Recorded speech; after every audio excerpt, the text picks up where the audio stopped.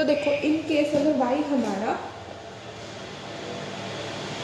x+1, ठीक है, और प्लस में क्या है √x-1, ठीक है। तो dy/dx निकालते हैं, तो that will be equal to क्या होगा 1/√2x+1, ठीक है।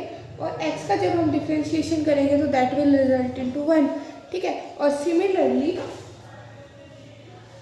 1/x-1 का 2/x-1, ठीक है। इसको थोड़ा सा सिंप्लीफाई करते हैं, एलसीएम विल बी 2 इंटू में x+1 x-1, यानी कि x² - 1 अंडर रूट में यही बन जाएगा, ठीक है।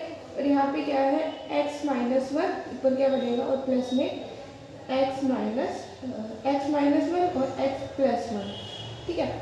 तो ये इसका रिजल्ट क्या आएगा, ये तो हमारा y हो गया, यही था ना y, तो यानी कि हम लिख सकते हैं y/2 √x² - 1, ठीक है। अब हमें किसकी वैल्यू चाहिए थी √x² - 1 dy/dx, इसकी वैल्यू हमें चाहिए थी।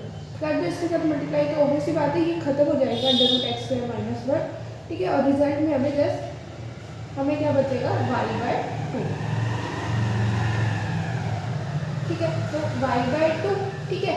अब इतना सोल्व करने के बाद आप एग्जाम में ये आंसर है बी, इनकेस एमसीक्यू क्वेश्चन आता है चाहे 1 वर्ड में आए, मतलब 1 मार्क क्वेश्चन में आए, तो आप क्या करना, मतलब y/2 अपने फाइनल आंसर निकाल दिया ना।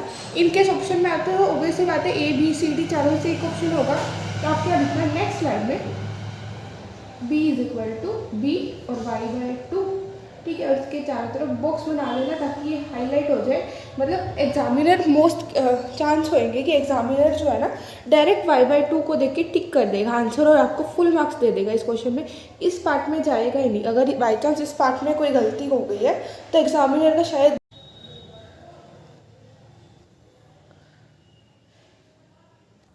तो बेसिकली ये क्वेश्चन पेपर हमें गिवन था जिसका ये 3rd क्वेश्चन है जो ये हमने सॉल्व किया है, तो इसका सेकंड आंसर ठीक है। अब हम उस पर चलते हैं नेक्स्ट शीट पे, मतलब जिस पे जो है ना उन्होंने जो है ये सॉल्यूशन है, ठीक है।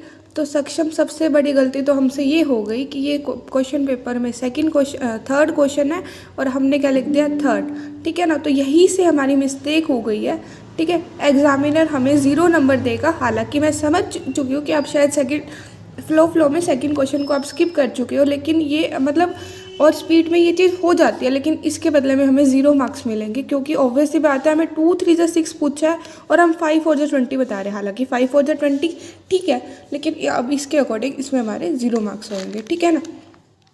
तो अब इस चीज़ का स्पेशल ध्यान रखना कि अब हमारा क्वेश्चन सही होने के बावजूद भी गलत है क्योंकि हमारी लापरवाही की वजह से, ठीक है ना। तो नेक्स्ट टाइम प्लीज़ इस चीज़ का ध्यान रखना।